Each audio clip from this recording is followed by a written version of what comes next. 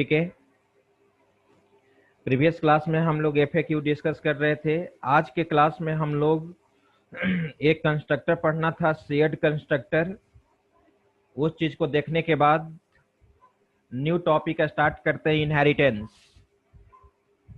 तो सबसे पहले इनहेरिटेंस स्टार्ट करने के पहले जितना मैं पढ़ाया हूँ जितना मैं पढ़ाया हूँ उसका पीडीएफ मैं, ठीक है, संडे को भेज दूंगा। ठीक है। और इनहेरिटेंस से हम लोग का दूसरा पीडीएफ होगा। ठीक है। जो भी कंस्ट्रक्टर, जो भी क्लास ऑब्जेक्ट ओरिएंटेड का जो भी कॉन्सेप्ट मैंने बताया है, ठीक है, उसका पीडीएफ मैं शेयर कर दूंगा। उसके साथ जितना भी प्रोग्राम मैंने आपको बताया है वो सारा प्रोग्राम उसमें ऑलरेडी डिफाइन रहेगा। राइट। ठीक है। तो आइए, एक होता है आपका शेयर्ड कंस्ट्रक्टर। तो मैं शेयर्ड कंस्ट्रक्टर कहने का मतलब स्टैटिक कंस्ट्रक्टर। राइट। आप ऑलरेडी शेयर्ड कीवर्ड यूज करना जानते हो। ठीक है।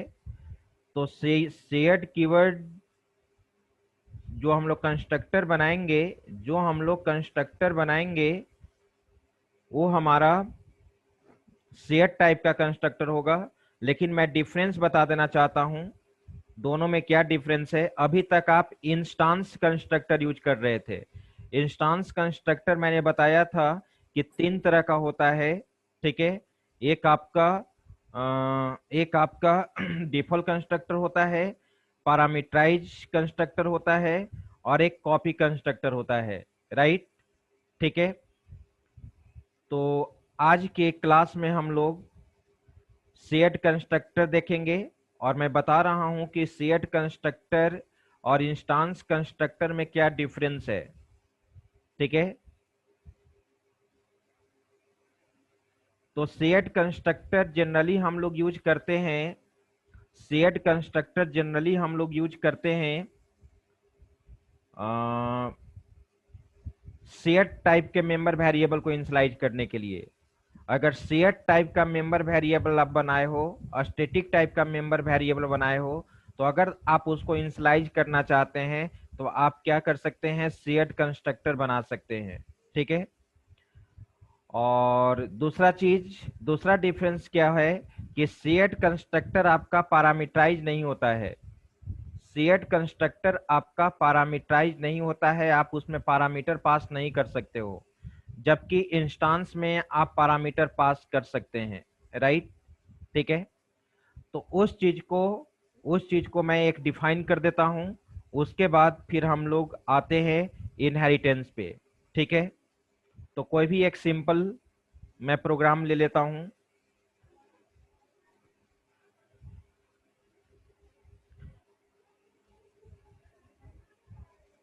इसी प्रोग्राम में मैं यूज कर दूं शेयर्ड जो मैंने बताया था, या अलग भी आप ले सकते हैं, ऐसा कुछ नहीं है। ठीक है। मैं अलग ही बना देता हूं, project add module.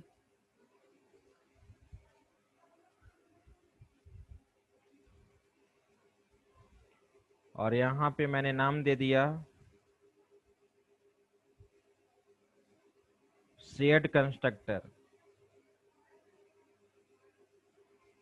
Shared constructor. Right. Add button पे मैंने क्लिक किया और ऊपर मैं कमेंट सेक्शन में लिख दिया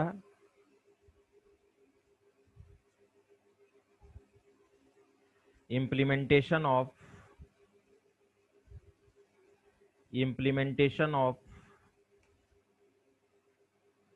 शेयर्ड कंस्ट्रक्टर। ठीक है। Implementation of shared constructor.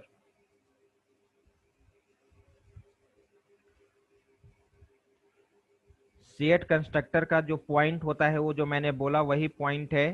ठीक है। It can it is mainly used to initialized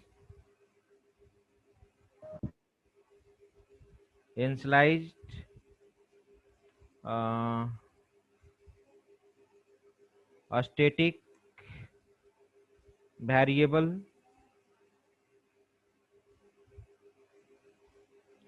static variable या इसको कहते हैं शेयर्ड वेरिएबल।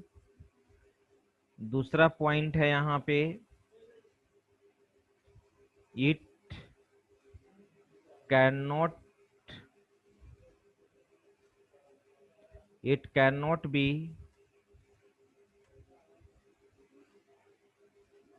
पैरामीटराइज्ड, ये पैरामीटराइज नहीं हो सकता है। ठीक है, और यहाँ पे हम लोग अब कोडिंग लिखते हैं, imports system dot console,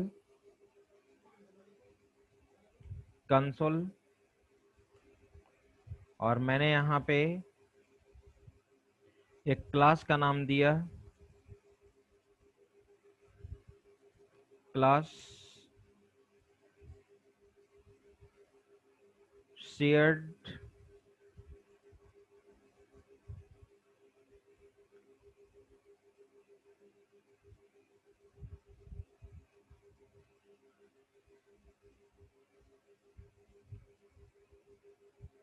constructor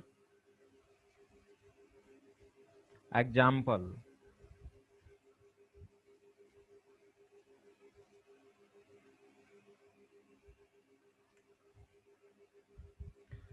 तो यहाँ पे हम लोग dim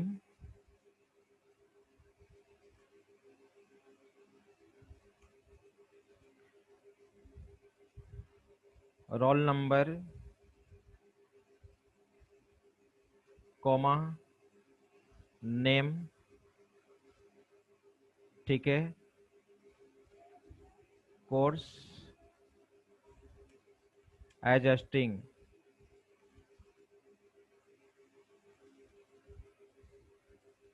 shared college name as string,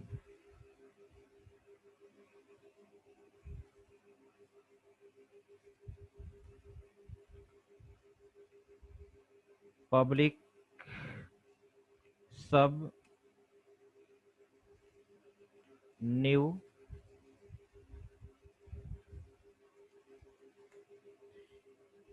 ये हमारा इंस्टांस कंस्ट्रक्टर है जो पहले तुम पढ़े हो, इंस्टांस कंस्ट्रक्टर। ठीक है, इंस्टांस कंस्ट्रक्टर उसको कहते हैं जिसमें शेयर्ड कीवर्ड यूज नहीं होता है, और शेयर्ड कंस्ट्रक्टर हमेशा शेयर्ड कीवर्ड के द्वारा डिक्लेयर होता है। यहाँ पे मैंने इंटर ले लिया, write line,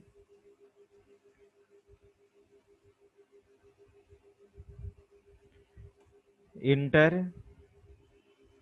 role number name and course,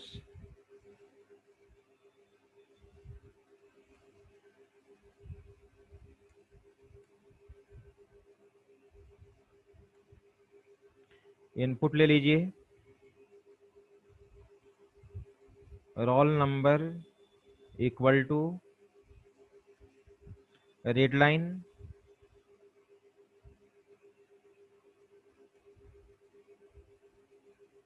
copy कर लिए, control C, control V, control V, name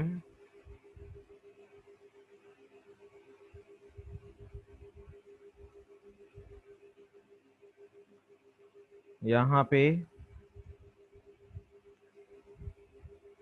course. अब एक हम शेयर्ड कंस्ट्रक्टर बना रहे हैं,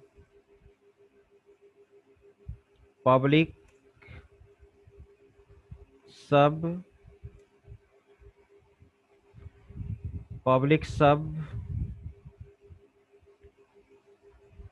शेयर्ड शेयर्ड पहले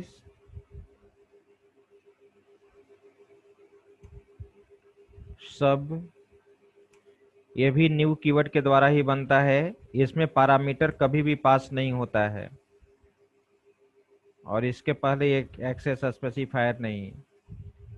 शेयर्ड सब न्यू, और यहां पर मैंने लिख दिया, ये है आपका शेयर्ड कंस्ट्रक्टर।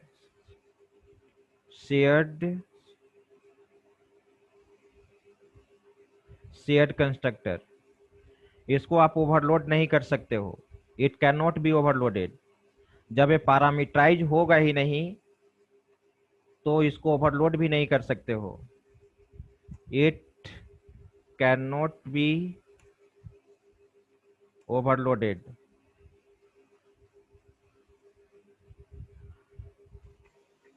अब प्रश्न ये भी उठता है कि सबसे पहले इंस्टांस कंस्ट्रक्टर एग्जीक्यूट करेगा कि शेयर्ड कंस्ट्रक्टर एग्जीक्यूट करेगा। दोनों कंस्ट्रक्टर तो जब ऑब्जेक्ट बनाएंगे तभी कंस्ट्रक्टर एग्जीक्यूट करता है, ये तो आप मालूम है।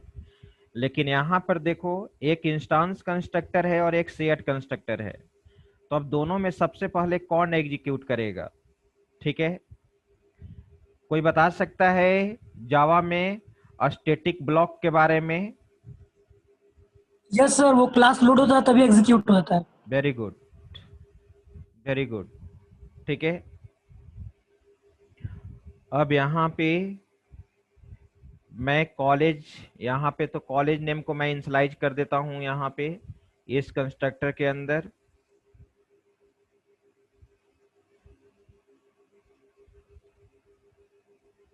कॉलेज नेम इक्वल टू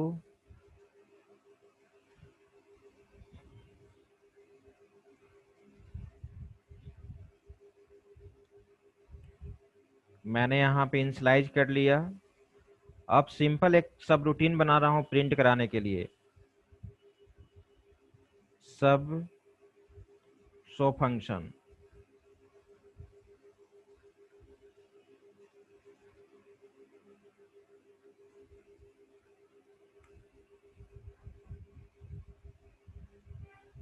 यहाँ पे मैंने यूज कर दिया। ठीक है, इसको शेड नहीं बनाते हैं इसको, क्योंकि अगर इसको शेड बना देंगे तो फिर इसको अगर शेड बना दीजिएगा तो इसके अंदर केवल शेड वेरिएबल ही एक्सेस होगा। और नन शेड मेथड आप जानते हो कि शेड और नन स्टैटिक दोनों को, शेड और नन शेड दोनों को एक्सेस करेगा। तो मैं यहाँ पे अब प्रिंट करा देता हूँ राइट लाइन, और यहाँ पे मैसेज मैंने दे दिया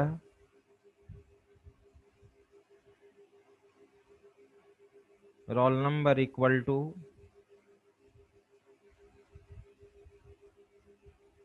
ठीक है,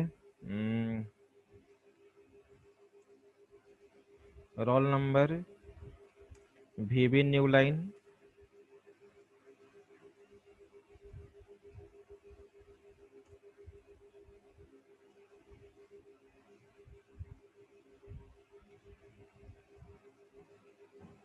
नेम इक्वल टू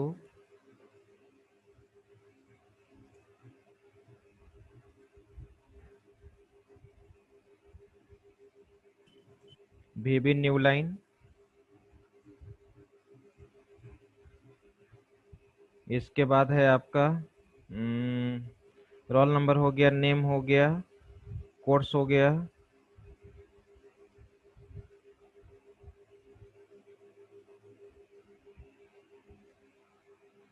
इसके बाद वीबी new line,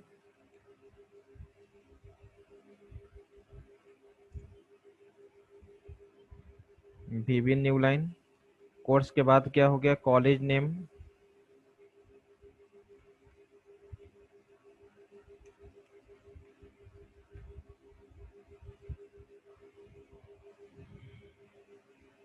college name variable क्या था? College name. Right.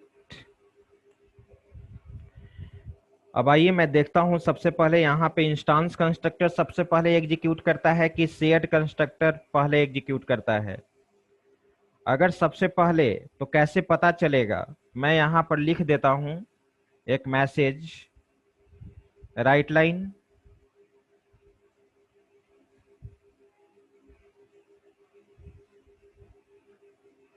Welcome to shared constructor.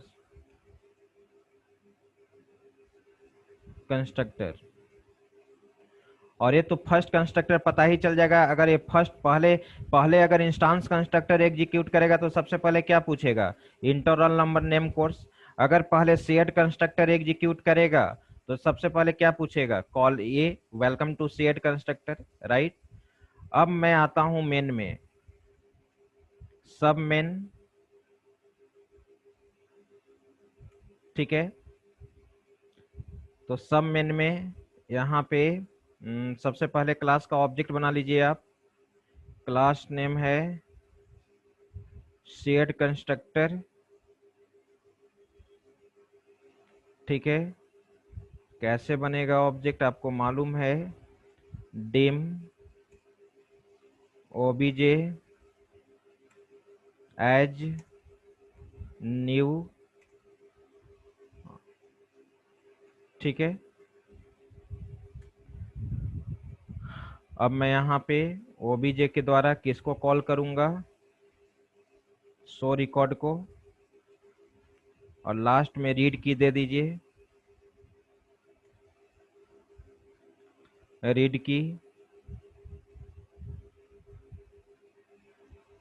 अब मैं इसको सेव कर लेता हूँ, कंट्रोल एस, और इसको प्रॉपर्टीज में जाकर चेंज कर लेते हैं, shared constructor, right. File save all, अब रन कराया जाए।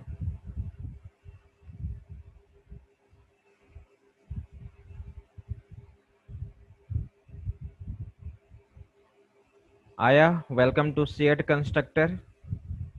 सबसे पहले शेयर्ड कंस्ट्रक्टर एग्जीक्यूट करता है, जैसे आपने बोला, रितेश ने बताया, सबसे पहले जैसे स्टैटिक ब्लॉक एग्जीक्यूट करता है, ठीक है, जावा में, उसी तरह से यहाँ पर सबसे पहले, ठीक है, यहाँ पे सबसे पहले शेयर्ड कंस्ट्रक्टर एग्जीक्यूट कर रहा है। आउटपुट में आप देख रहे हो वेलकम टू शेयर्ड कंस्ट्रक्टर। उसके बाद फिर हमारा इंस्टांस कंस्ट्रक्टर जो एज ए डिफॉल्ट था, इंस्टांस कंस्ट्रक्टर जो एज ए डिफॉल्ट था वो बाद में एग्जीक्यूट किया। एक पॉइंट और ऐड होगा उसमें कि आपका कौन सा सेट कंस्ट्रक्टर सबसे पहले एग्जीक्यूट करता है। Set constructor executes first rather than instance constructor. तो रोल नंबर मैंने दे दिया 100, ठीक है, विकास, फिर मैंने यहाँ पर दे दिया बीसीए, बाकी जो रिकॉर्ड था वो प्रिंट हो गया, ठीक है। तो एक मैं यहाँ पर एक और पॉइंट ऐड करना चाहूँगा, वो आपका पीडीएफ में लिखा हुआ रहेगा वैसे, ठीक है। It executes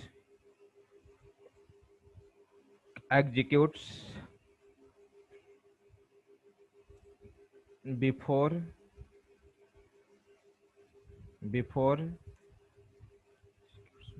it executes before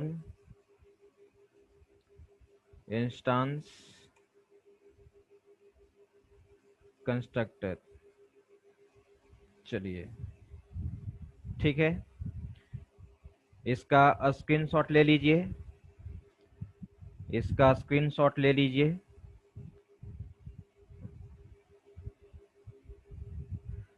तो कोई भी टर्म अगर अब आपसे पूछे तो उसको आप बता सकते हैं, ठीक है। अब यहाँ पे आप ऑलरेडी C++ में भी इनहेरिटेंस पढ़ चुके हैं, ठीक है, और जावा में भी आप इनहेरिटेंस का कॉन्सेप्ट पढ़ चुके हो। हाँ शिवम बोलो। Hello sir. हाँ बोलिए। हेलो। सर हाँ अगर बोलिए। हम लोग को वैल्यू डालना हो तो वेरिएबल में कंस्ट्रक्टर का काम होता है ना वेरिएबल को इनिशियलाइज करना। अब हाँ, हम लोग को डालना है तो पैरामीटराइज हो ही नहीं सकता है, तो अगर हम लोग को वैल्यू डालना होगा तो रन टाइम डालना अब होगा। तो उसके लिए अलग एक एक लाइन में कोड लिखना पड़ेगा सब वेरिएबल को हाँ इनिशियलाइज हाँ, करने के लिए। हाँ, और कोई पॉसिबल नहीं है इसमें। Okay sir. तो अब हम लोग जो यहाँ पे बता रहे थे, अब इसके बाद मुझे इनहेरिटेंस, ठीक है, चैप्टर में ये करना है। और इनहेरिटेंस को पढ़ने के बाद थोड़ा सा सिलेबस आपका, कंसोल प्रोग्रामिंग तो बहुत सारा है, लेकिन आप देखते हुए, क्योंकि आपको मैंने बोला है कि विंडो प्रोग्रामिंग पे ज़्यादा फोकस करना है। वीबी डॉट नेट में जब विजुअल प्रोग्रामिंग आपने पढ़ा ही नहीं तो क्या पढ़ा? कंसोल प्रोग्रामिंग तो बेसिक कॉन्सेप्ट है, जो आप सी प्लस प्लस जावा में पढ़े हो वही ऑब्जेक्ट ओरिएंटेड का मैं कॉन्सेप्ट पढ़ा रहा हूँ। कोई नया चीज़ थोड़ी है, बस वीबी डॉट नेट में उसको कैसे इम्प्लीमेंट करोगे। लेकिन जब तुम प्रोजेक्ट करोगे, ठीक है, तो वहाँ पे आपको क्या चाहिए? पूरा विंडो प्रोग्रामिंग चाहिए, ठीक है। तो कोशिश रहे कि विंडो प्रोग्रामिंग पे फोकस ज़्यादा हो, ताकि आप प्रोजेक्ट में भी, कोई स्टूडेंट अगर डॉट नेट प्लेटफॉर्म पे प्रोजेक्ट करना चाहता है तो इतना अच्छा से हम लोग थोड़ा उसको पढ़ लेंगे कि हम लोग डॉट नेट में भी प्रोजेक्ट बना सकते हैं, विंडो बेस्ड एप्लीकेशन, ठीक है। तो इसलिए अब बात रहा प्रोग्रामिंग पर प्रैक्टिस करने का, तो ये सब प्रोग्रामिंग पे क्या प्रैक्टिस करोगे? विंडो बेस्ड एप्लीकेशन पे प्रैक्टिस। ये तो आप सी प्लस प्लस जावा में भी ये चीज़ आप देखे हैं, लेकिन हाँ, इम्प्लीमेंटेशन देखना जरूरी है। इम्प्लीमेंटेशन देखना, कोई भी पूछ देगा आपको कि वीबी डॉट नेट में इनहेरिटेंस का कॉन्सेप्ट कैसे यूज करते हैं, तो आपको बताना होगा। जैसे आप बताते हो कि जावा में सब क्लास हम लोग बनाते हैं एक्सटेंड्स कीवर्ड के द्वारा, राइट, ठीक है। फिर सी प्लस प्लस में बोलते हो कि वहाँ पे डेरिवेशन यूज करते हैं, कोलोन साइन यूज करते हैं। तो उसी तरह से यहाँ पर भी होगा कुछ न कुछ कि वीबी डॉट नेट में हम लोग इनहेरिटेंस कैसे यूज करते हैं, ठीक है। एक चीज़ और मैं बता देना चाहता हूँ, जितने भी pure object oriented programming language है वो मल्टीपल इनहेरिटेंस को सपोर्ट नहीं करता है। जितने भी ऑब्जेक्ट ओरिएंटेड प्रोग्रामिंग लैंग्वेज है, प्योर ऑब्जेक्ट ओरिएंटेड की मैं बात कर रहा हूँ, ठीक है, वो डायरेक्ट मल्टीपल इनहेरिटेंस को सपोर्ट नहीं करता है। उसको मल्टीपल इनहेरिटेंस को अचीव करने के लिए, इम्प्लीमेंट करने के लिए हम लोग यहाँ पे कॉन्सेप्ट यूज करते हैं, यहाँ पे हम लोग कॉन्सेप्ट यूज करते हैं इंटरफेस का। जैसे वीबी डॉट नेट हो गया, सी शार्प डॉट नेट हो गया, ठीक है, तुम्हारा पीएचपी हो गया, जावा हो गया, ये सब में इंटरफेस का कॉन्सेप्ट है। लेकिन C plus plus programming direct multiple inheritance को सपोर्ट करता है, ठीक है। अविनाश, क्या होता है मल्टीपल इनहेरिटेंस? मैंने पहले भी बताया था। Sir more than one super class से एक डिराइव क्लास बनाते हैं। हाँ, जब more than one super class के फीचर्स को एक सब क्लास में इनहेरिट करेंगे तो वही आपका क्या कहलाएगा? मल्टीपल इनहेरिटेंस कहलाएगा, राइट। बाकी तो थ्योरी मैंने वही बताया है। बस अब यहाँ पे हम लोग को क्या करना होगा, सबसे पहले इम्प्लीमेंटेशन हम लोग किसका देखेंगे? सिंगल लेवल इनहेरिटेंस का इम्प्लीमेंटेशन देखेंगे। सिंगल लेवल इनहेरिटेंस आप जानते हो कि एक सुपर क्लास होगा और एक सब क्लास होगा। तो सबसे पहले प्रश्न ये उठता है कि सुपर क्लास के फीचर्स को सब क्लास में इनहेरिट कैसे करेंगे? कहने का मतलब, हाउ डू यू क्रिएट सब क्लास? सब क्लास आप कैसे बनाएंगे? तो यहाँ पर एक इनहेरिट्स कीवर्ड होता है। वीबी डॉट नेट में एक इनहेरिट्स कीवर्ड होता है, जिसको यूज करके, ठीक है, हम लोग सुपर क्लास के फीचर्स को सब क्लास में इनहेरिट करते हैं, ठीक है। जैसे जावा में आप एक्सटेंड्स कीवर्ड यूज करते हैं, उसी तरह से यहाँ पे इनहेरिट्स कीवर्ड यूज करते हैं। लॉजिक कभी भी चेंज नहीं होगा।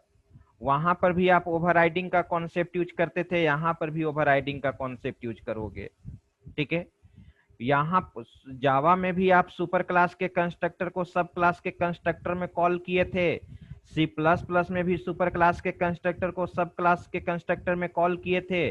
और वीबी डॉट नेट में भी तुम वही काम करोगे, सुपर क्लास के कंस्ट्रक्टर को सब क्लास के कंस्ट्रक्टर में कॉल करोगे।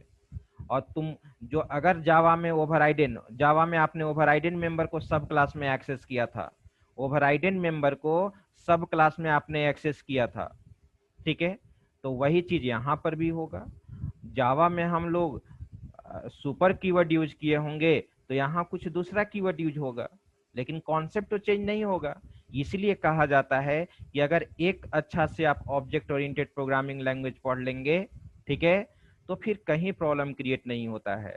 कहा जाता है कि C and C plus plus fundamental programming language है। सी से पूरा लॉजिक हम लोग सीखते हैं, प्रोग्राम कैसे बनाया जाता है, और सी प्लस प्लस से पूरा हम लोग ऑब्जेक्ट ओरिएंटेड के कॉन्सेप्ट को सीख जाते हैं, ताकि सी एंड सी प्लस प्लस अगर आप अच्छा से पढ़ लिए तो ना आपको आगे आने वाला कोई भी प्रोग्रामिंग लैंग्वेज पढ़ोगे तो कहीं प्रॉब्लम क्रिएट नहीं होगा। ठीक है, चलिए तो आज इनहेरिटेंस स्टार्ट कर दें या नहीं? आज तो मे भी नहीं हो पाएगा क्योंकि अटेंडेंस सर। अटेंडेंस मैं ले लेता हूँ, समय 10 मिनट लग ही जाता है अटेंडेंस में। तो नेक्स्ट क्लास से हम लोग फोकस करेंगे इनहेरिटेंस पे, ठीक है। और इनहेरिटेंस अब देख, एक बार सिलेबस में देख लूंगा इनहेरिटेंस के आगे और कंसोल में क्या है। वैसे सारा कुछ यहाँ पे है, पूरा मल्टी थ्रेडिंग भी है, पूरा एक्सेप्शन हैंडलिंग भी है। तो मैं तो सोचता हूँ कि एक्सेप्शन हैंडलिंग और मल्टी थ्रेडिंग पढ़ा दूं, क्योंकि विंडो प्रोग्रामिंग में भी इसका यूज है। जब प्रोग्रेस बार ये सब तुम बनाओगे तो वहां पर एक्सेप्शन हैंडलिंग तो यूज है ही, मल्टी थ्रेडिंग का भी यूज है। लेकिन मल्टी थ्रेडिंग का काम हम लोग यहाँ पे ऑलरेडी टाइमर है एक कंट्रोल, उसके थ्रू हम लोग काम कर लेते हैं। लेकिन मैं ठीक है, मैं कंसोल का एक बार फिर से सिलेबस देख लूंगा, ठीक है, उसके बाद और क्या क्या है। ठीक है, आइए अब मैं यहाँ पे